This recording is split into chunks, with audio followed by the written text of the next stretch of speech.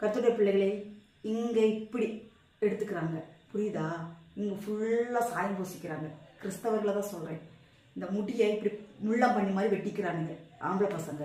பொம்பளைங்க முடியை ஸ்ட்ரைட் பண்ணியிருக்கிறாங்க, சுருட்டி விட்டுறாளுங்க. பொம்பளைங்க ஊழியக்காரிகளை தான் சொல்கிறேன், விசுவாசிகளையும் சேர்த்து தான் சொல்கிறேன்.